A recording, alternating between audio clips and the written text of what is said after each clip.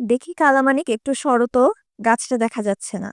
আজকে কথা বলবো স্ট্রবেরি গাছ নিয়ে। অক্টোবর এবং সেপ্টেম্বরের এই শেষের দিকে কিন্তু স্ট্রবেরি গাছ লাগালে আগামী ফেব্রুয়ারি এবং মার্চের মধ্যেই ফল পাওয়া যাবে। স্ট্রবেরি গাছের জন্য যে পটটা নির্বাচন করবেন তা 6 থেকে 8 ইঞ্চি হলেই চলবে, কারণ এর শিকড় খুব একটা গভীরে যায় না। তার জন্য আমি মিডিয়া নিয়েছি অনেক বেশি ঝরঝরে, যাতে আছে গার্ডেন সয়েল, স্যান্ড, কোকোপিট, গোবর সার এবং চাইলে হাড়কুচি এবং শিংকুচি ব্যবহার করা যেতে পারে। আমার কাছে যেহেতু এগুলো ছিল না, তাই আমি ব্যবহার করিনি। শুধুমাত্র গোবর সার এবং সরিষার খোল পচা পানি দিয়েই আমি অনেক বেশি পরিমাণে ফলন পেয়েছি এর আগের শীতেই। স্ট্রবেরি একটি সিজনাল গাছ, তাই একে যখন আপনি পটিং করবেন মেক শিওর করবেন যেন মিডিয়াটা খুব বেশি ঝরঝরে হয় এবং পানি বেশি ধরে না রাখে। কারণ স্ট্রবেরি গাছের মরার জন্য দুইটা কারণ, একটা হচ্ছে পানি বেশি হয়ে যাওয়া, আরেকটা হচ্ছে মিলিবাগের অ্যাটাক। আপনি যদি এই দুইটা জিনিস খেয়াল রাখতে পারেন তাহলে এর তেমন কোনো যত্নের প্রয়োজনই নেই এবং খুব সুন্দরভাবে এটি গ্রো করবে।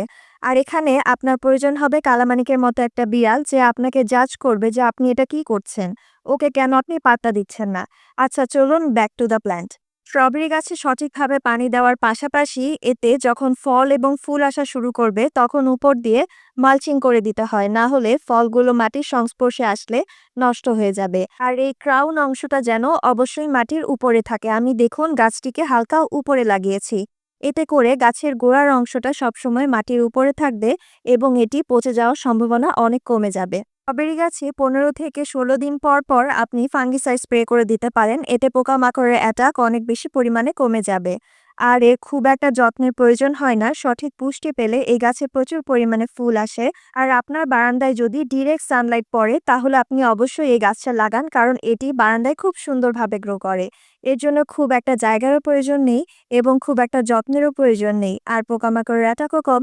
সো আপনি যদি এর সঠিক পরিচর্যা করতে পারেন এটি আপনাকে সবসময় হ্যাপি রাখবে, কারণ এর থেকে সবসময় আপনি সুন্দর সুন্দর ফল পাবেন।